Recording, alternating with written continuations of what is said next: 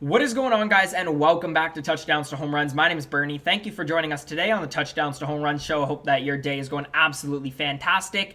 Now, looking ahead to the fall season for college football, in my opinion, I'm super excited, but it's also going to be very interesting because some of the better teams in college football have had to replace their quarterbacks, but I think that's also made for some very, very interesting quarterback battles. So today we're going to be looking at what I think are the four most interesting quarterbacks going into next season. I'll be giving you my opinion and breakdown on who should be the starting quarterback, but again, we won't know probably until the summer and early on into the fall. But before we do get into the video, if you guys do enjoy this type of content, please do me a huge favor, hit that thumbs up button, subscribe to Touchdowns to Home Runs for more content just like this.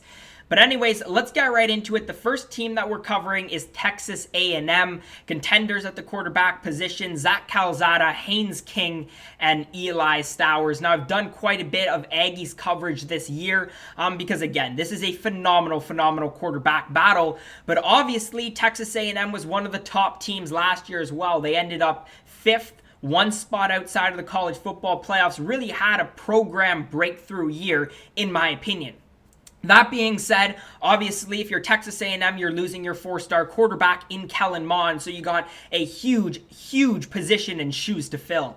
But Jimbo Fisher, in my opinion, actually has an advantage here. He's got 2 winning quarterbacks, in my opinion, in Calzada and King, and I don't really think you can go wrong with either one of those. That being said, both of the guys have some experience within the program as well, and I think Texas A&M is in a great position, again, to have a winning quarterback in the 2021 college football season.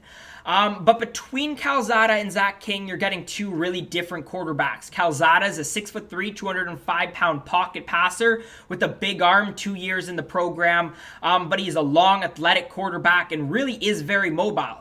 He played basketball previously, also ran track. So I think, with an offensive line, sort of as I was saying in previous videos, that sort of you need to replace and is a bit inexperienced. You have a whole bunch of issues there. A guy who's mobile, can get out of the pocket and scramble, even though he's better in the pocket, is something that could potentially work in the favor of the Aggies, at least at the beginning of the year.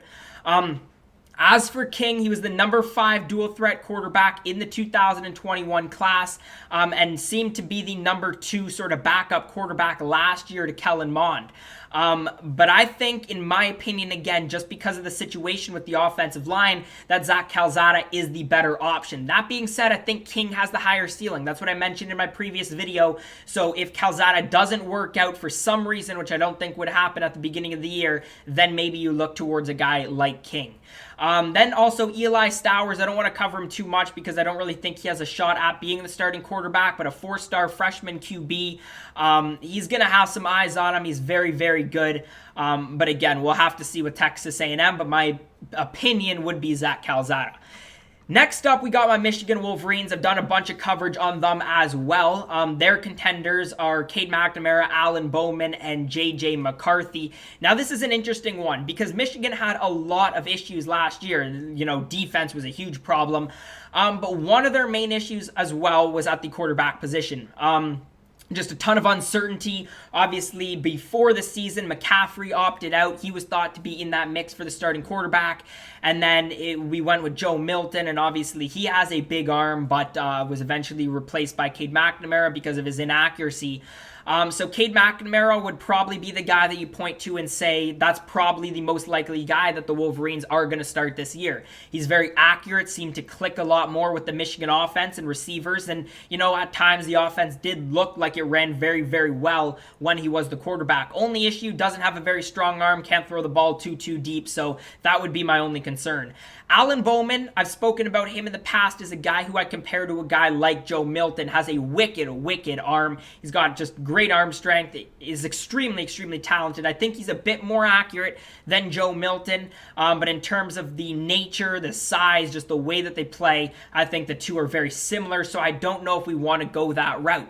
That being said, if Cade McNamara or Bowman start in week 1, I don't think the other one will be the guy who would be the replacement, let's say, midway through the season. I think that would be J.J. McCarthy, the 5-star quarterback out of IMG Academy. Absolutely phenomenal high school career. Obviously helped them all the way to the championship. He's a great pocket passer, extremely accurate, can pinpoint sort of his throws. But what's really good about him is he's not necessarily mobile, but he does get out of the pocket. He's great at throwing on the run and with different arm angles. He's super talented. That being said, from what I've heard, I don't think he's the day one quarterback. Apparently, it's just from everything that they've seen, he's not the guy that they're going to be going with going forward from what they've seen in the camps. But again, we'll have to wait and see. Who knows if the end of the summer before the college football season will actually end up changing anything.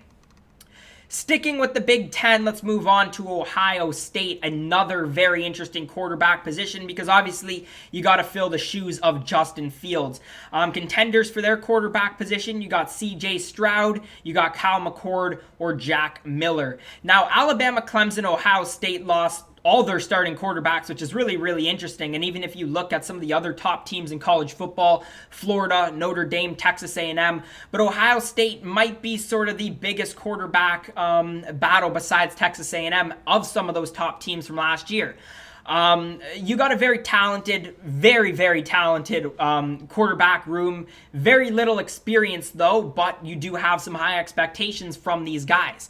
I think Ohio State still goes into 2021 as a major playoff contender. And what's really good about this quarterback situation is you still got some very talented returning pieces on that offense, particularly with your receiving core. So I think, pass catchers, skill positions, Ohio State still dominates, something that is going to definitely help those quarterbacks that they have. In terms of CJ Stroud, he finished the year as the number 2 quarterback for Ohio State, was also the more highly rated prospect in the 2020 recruiting class. He's a guy with size, speed, accuracy. My opinion is that he is the favorite to start the year for the Buckeyes. That being said, Kyle McCord is very talented as well. He's a 5-star freshman out of Pennsylvania from 2021 class. That was an early enrollment into the program.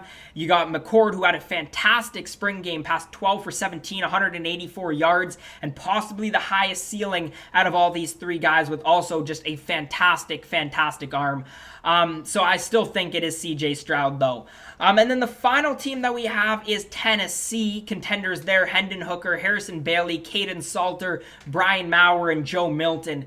These are some really talented quarterbacks, and it's interesting because I think there's 4 guys, really with the exception of Caden Salter, who could start in week 1 for Tennessee.